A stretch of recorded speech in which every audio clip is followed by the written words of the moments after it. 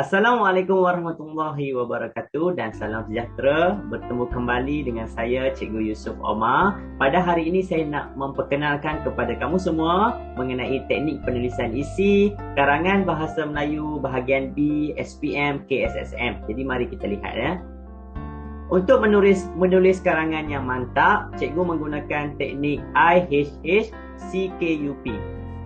IHH-CKUP ni membawa maksud ibu hari-hari cari kayu untuk papa. Ibu membawa kepada ayat isi, hari merujuk kepada ayat huraian, hari yang kedua merujuk kepada ayat huraian, si merujuk kepada ayat contoh, kayu merujuk kepada ayat kesan, untuk merujuk kepada ayat ungkapan menarik ataupun ayat contoh ya. Manakala yang terakhir P merujuk kepada ayat penegasan. Mari kita lihat bagaimana nak menghasilkan karangan yang menarik ya. Okey, ini adalah contoh soalan. Jadi cikgu bacakan terlebih dahulu.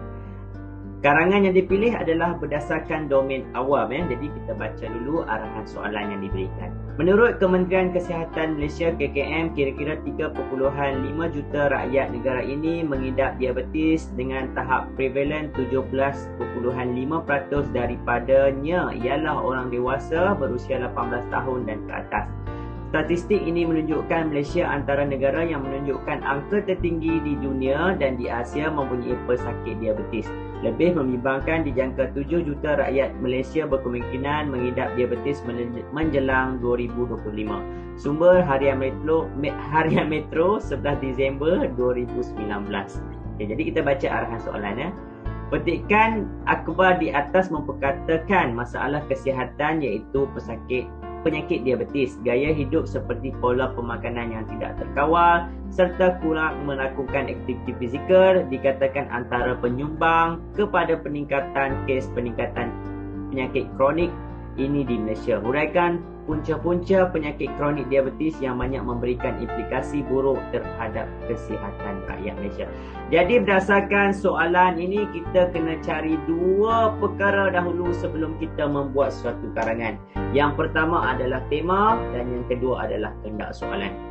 Jadi tema berdasarkan petikan yang diberikan seperti yang kita tahu adalah pesakit diabetes. Penyakit diabetes. Manakala kehendak soalan selalunya ada di bahagian yang bawah iaitu punca-punca penyakit kronik diabetes yang banyak memberikan implikasi buruk terhadap kesihatan rakyat Malaysia.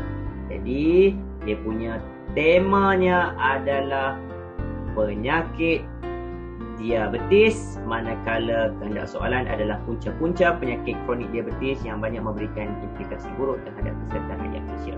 Baik, jadi selepas kita dah cari tema dan kehendak soalan, kita perlu melalui proses yang seterusnya iaitu proses mencari isi dan mengembangkan isi. Jadi untuk proses mencari ataupun menganalisis isi, cikgu menggunakan teknik Dekamasin MS. Apa itu Dekamasin? D merujuk kepada diri, K merujuk pada keluarga, M merujuk pada masyarakat, S merujuk pada sekolah, N merujuk pada negara ataupun pihak kerajaan dan MS ni merujuk kepada media sosial.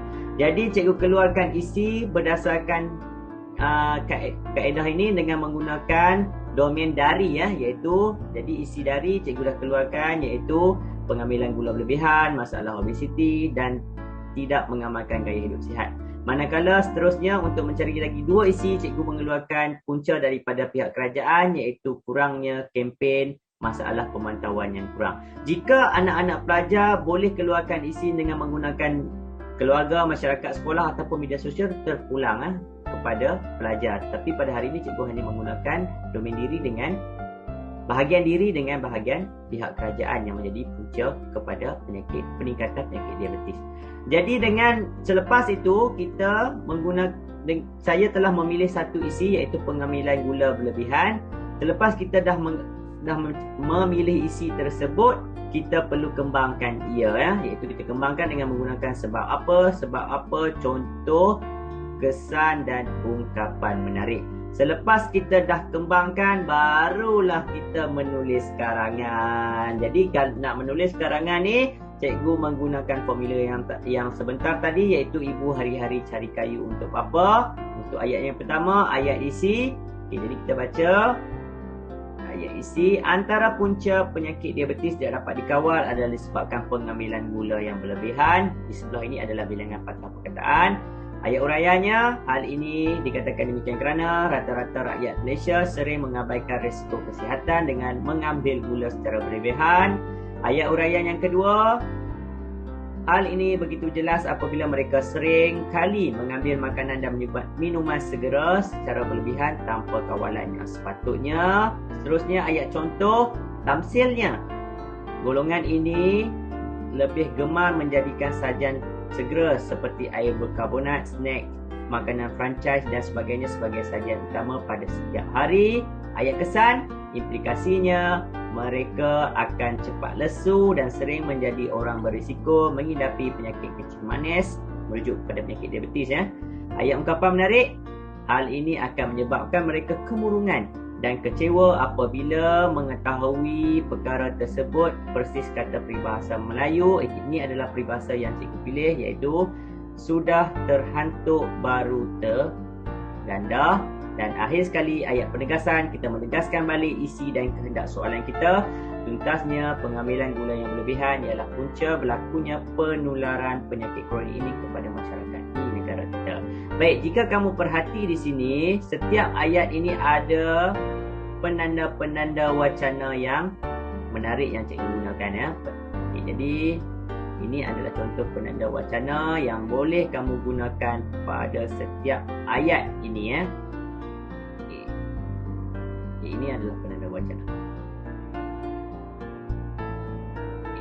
Jadi sebelum cikgu mengakhiri video ini, kamu kena ingat untuk menghasilkan sebuah perenggan isi yang menarik, yang gramatis, yang memenuhi koheren dan kohesi, gunalah teknik ini ya, iaitu ibu hari-hari cari kayu untuk bapa. Jadi kita jumpa lagi pada video yang seterusnya.